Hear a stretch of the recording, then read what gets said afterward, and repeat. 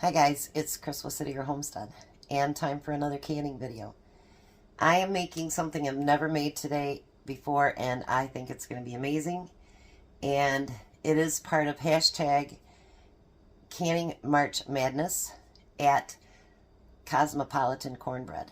So if you guys want to put up a video, it's an open collab. Anybody can join it, and they've got some amazing videos on there right now. And make sure you go in, like, share, subscribe like you would here, and put a thoughtful comment in there so that you can be put into a drawing. Because if you look over there, I have a steam canner. I love it. Makes water bathing so much easier. And if people have trouble with their back and whatever, believe me, it takes so much less water and it's so much easier to be independent. And that is a good thing.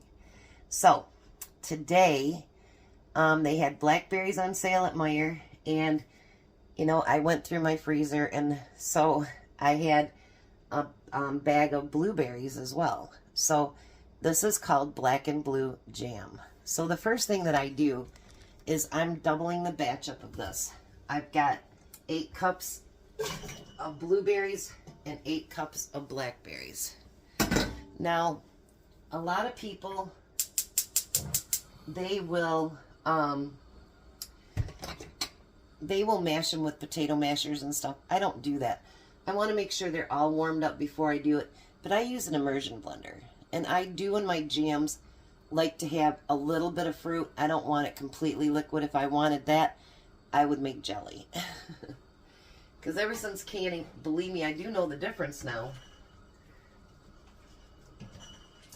But I just want to get, and I don't think it says it in the directions, but I just want to get the berries warmed up, because then they kind of start to release their gel or their juice.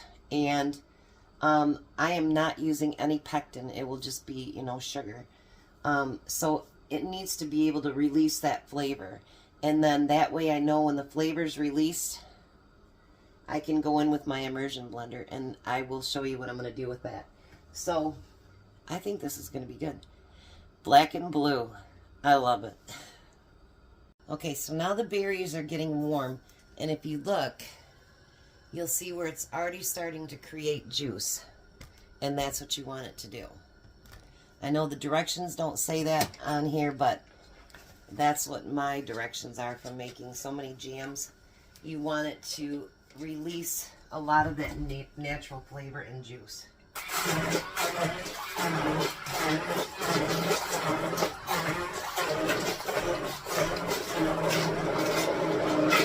I don't think you need to hear all that, but we're going to use my immersion blender. So now this recipe is going to be hot, hot, and hot. And someone said they were nervous about me doing the jars inside my oven. So I'm going to try something different today. I'm going to turn my steam canner on medium and let that heat up my jars. So now we've got 16 cups of fruit. Now we're going to add, 10 cups of sugar. And we're going to add 5 tablespoons of lemon juice. And we're going to get that all stirred up. Everything was starting to boil as it was, but now we're going to bring it back to a boil again. When you don't use pectin, you need the sugar to dissolve, and you can use other forms of sugar too. You don't have to use white sugar. There's plenty of different sugars that you can use. But you want all of that sugar to be dissolved. You want it to come to a boil because you want that to be thick. It's jam, you know what I mean? You want it to be thicker. So the difference between pectin, some people say, well, you know, it requires less sugar. You know, for the little bit less sugar that it takes, to me it's not worth it. It's just another expense. Especially when most of your fruits have their own pectin. And they will set up on their own. Sometimes it takes longer because you have to cook it down. But to me, that's fine, that I don't have to add anything else to it.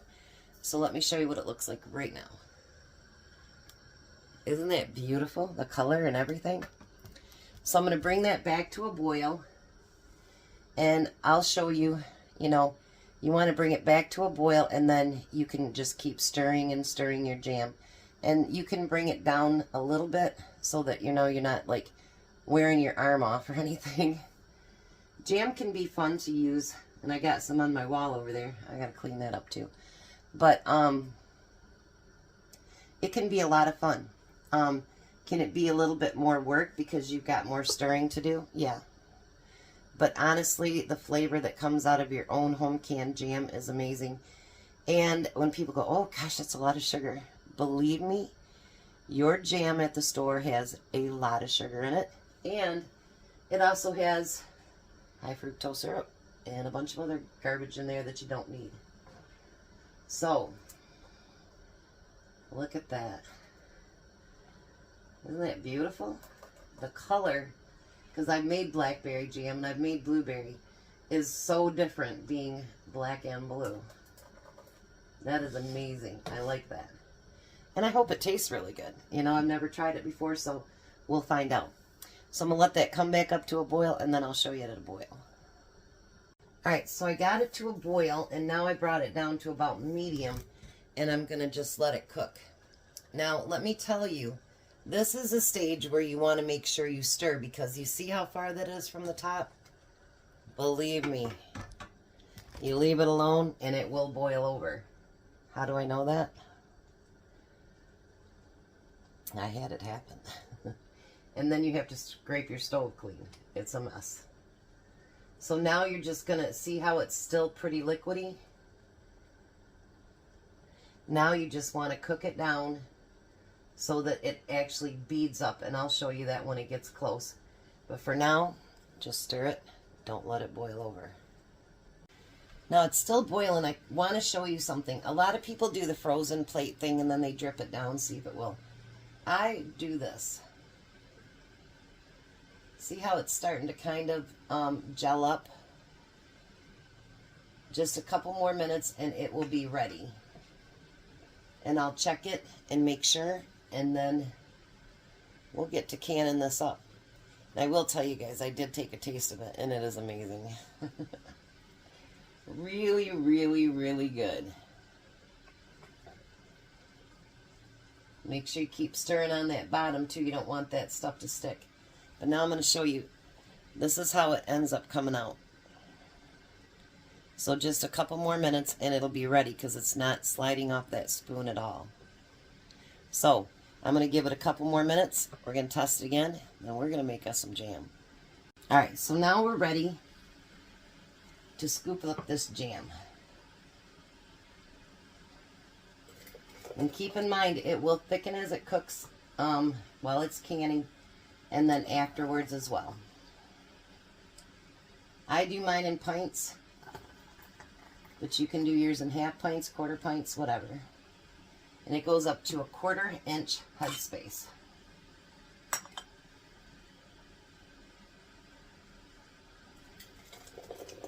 Isn't that a beautiful color?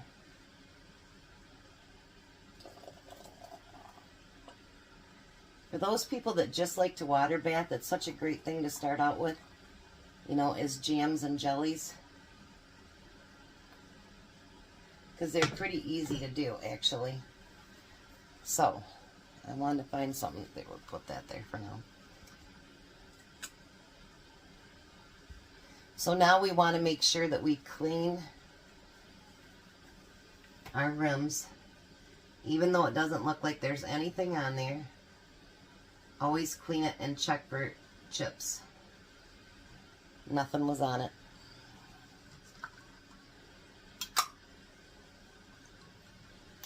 And you know what I forgot to get? Rings. And I hope you guys pass the test. I didn't debubble.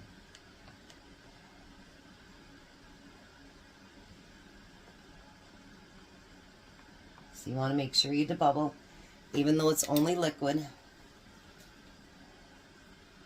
And then we're going to clean that again.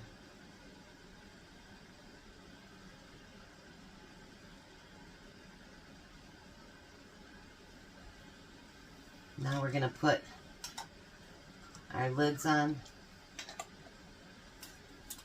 And then rings, we want them to be fingertip tight. I'll put them on there and then I'll tighten them up a little bit.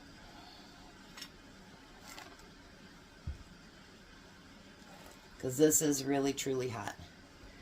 See, you can see the seeds from the blackberries, everything else is in there. That's how I like my jam.